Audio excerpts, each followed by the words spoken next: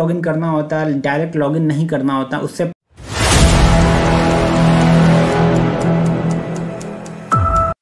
तो well guys, कैसे हो आप लोग? ठीक है।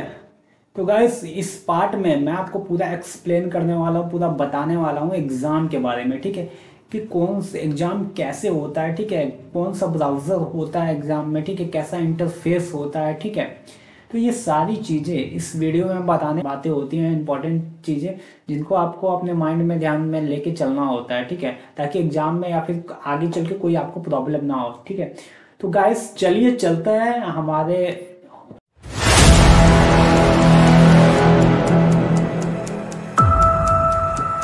आ जाएगा। ठीक है, आपके व्हाट्सएप पे भी आ जाएगा शायद। ठीक है, और आपको मेल पे आ जाएगा, और आपका मेंटर आपको भी बता देगा कि आपका जो भी डेट को आने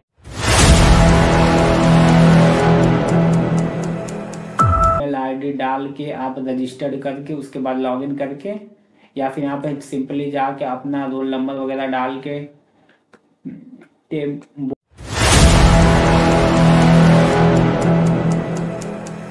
वाला लैपटॉप होना चाहिए। तो इसमें नॉर्मली बोला गया कि लैग वगैरह कोई भी फेस करना ना पड़े आपको, तो इसलिए बोला हुआ कि आपको मिनिमम राइजन 5 या i5 मिनिमम होना ही होना चाहिए। ठीक है, तो गाइज ऐसा कुछ है नहीं। ठीक है, मतलब बस बोला गया कि आपके पास नॉर्मली i5 लैपटॉप होना चाहिए, इससे ऊपर कोई भी चलेगा तो मतलब और भी ज़्यादा अच्छा है। ठीक है, लेकिन नॉर्मली गाइज अगर आपके पास i3 भी लैपटॉप है, ठीक, आप एग्जाम ब्राउजर डाउनलोड करने से पहले आपका जो भी लैपटॉप में आपका एंटीवायरस सॉफ्टवेयर होते हैं, जैसे कि कई सारे MCFC डिफेंडर वगैरह, ये जो भी सॉफ्टवेयर आपके मतलब लैपटॉप में पहले से इंस्टॉल या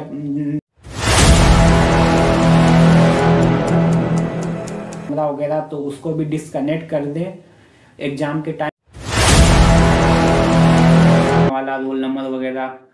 ओके, कैसे लॉगिन करना है, ठीक है, यहाँ पे दिख रहा होगा आपका जो भी है। यहाँ पे जब आप लॉगिन करोगे तो ऐसा दिखेगा, शो करेगा।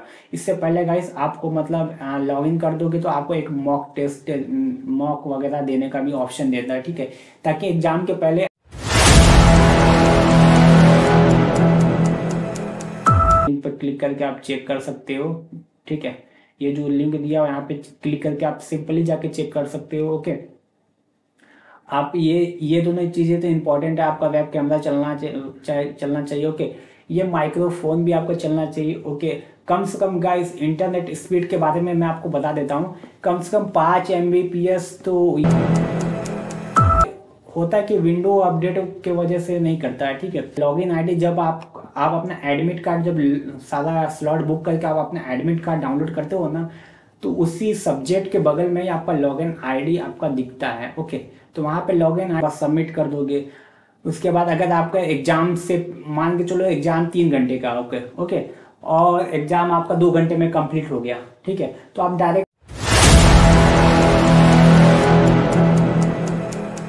आपके पास मैकबुक है, ठीक है, एप्पल का कोई डिवाइस है, मैकबुक है, मैकबुक एयर, मैकबुक प्रो, तो गैस उसमें भी आप लोग एग्जाम नहीं दे सकते। मैकबुक यूजर को भी विंडो लैपटॉप में ही एग्जाम नहीं दे पाओगे मैकबुक में।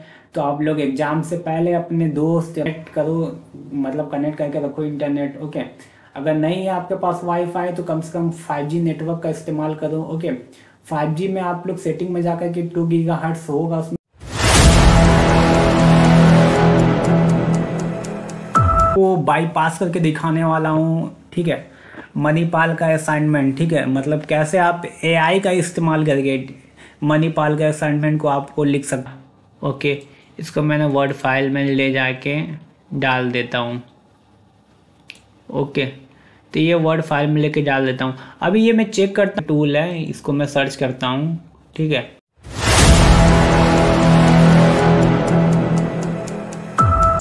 टूल में मैं पेस्ट करता हूँ।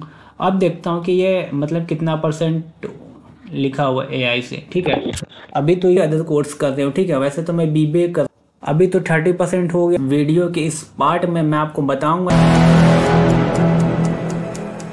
सामने लैपटॉप की स्क्रीन है, ठीक है, और ये मैं लाइव एग्जाम में रिकॉर्ड कर रहा हूँ पूरा वीडियो, ठीक है, केवल आप लोगों के लिए। ओके, तो यहाँ पे दिख रहा होगा, ठीक है। जैसे आप अपना एग्जाम ब्राउजर वगैरह सेटअप कर लोगे तो सबसे पहले आपको ये ऐसी स्क्रीन दिखने वाली है, जहाँ पे आप लॉगिन आईडी और पासवर्ड एंटर करते हो, ठीक है।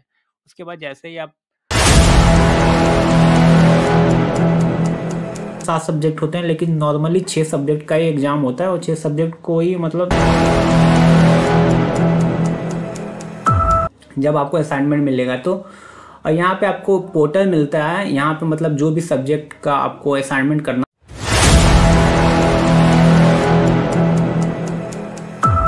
आप लोग देख सकते हो। और ये यहाँ पे देख रहे हो कंफर्म पेमेंट,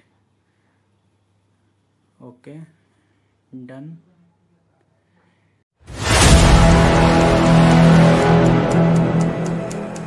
दिखाता हूँ इसका फॉन्ट कितना है, ठीक है। आपको यहाँ पे जैसे 12 दिख रहा है ना, तो ये सही है, ठीक है, कि आपका मतलब 12 ही होना चाहिए आपका फॉन्ट साइज, ये सारा